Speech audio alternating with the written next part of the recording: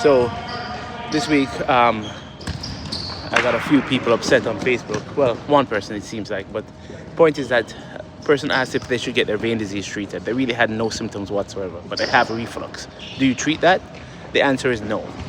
C0, no visible disease, no symptomatic disease, and C1 disease, even when you have some mild varicose veins with no symptoms, does not warrant any sort of procedure. Not injections, not sclerotherapy, not MOCA, not Clarivane, not VenaSeal, not RFA, not laser, not stab phlebectomies, not stripping. There is nothing except compression that you should be doing at C1. That is by every single guideline, by every single society in our country and in almost every country across the entire world. So that's indisputable. And one day that might change, but as of right now, 2026, that's where it is. That's where it is. So with that said, the point is that this person got triggered, and all I had said was that we should put down our CEEP classification or VCSS scores as patients. I mean, if patients are out there giving advice to each other, before you give advice, you should tell people, listen, I had very minimal disease and my doctor treated me with 7 procedures, or I had severe disease and my doctor didn't treat me at all, and this is why I have this complication.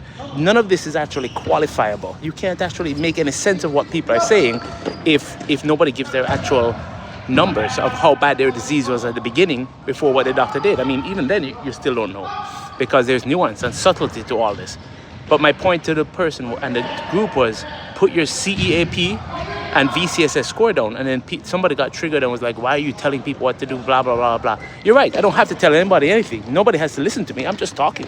Facebook is a sounding board. And it just so happens that you are getting, 7 years of vascular surgery, 2 years of general surgery training, accredited, 4 years of medical school, 2 years of vascular surgery fellowship, and then 7 years of practice and a very deep interest in vein disease. You can either take that advice or just take any other random person's advice. I do not make my money off of medicine. I make my money off of real estate, and you know, other than my salary, I mean, which is a base salary, and I get paid by the day, not by the amount of procedures I do. So, and that might change. I can't say that will always be how I'll practice, because the whole American system is basically very incentivizing every single physician to basically do more procedures and more procedures and more procedures. But that's not necessarily how all of us want to practice. And even though I have to follow the rules, I don't like to play the game. So in any case, that's just my opinion today. I'm just throwing something out there for you guys, because it kind of hit me that somebody was upset by me actually trying to give good advice to others, and honest advice.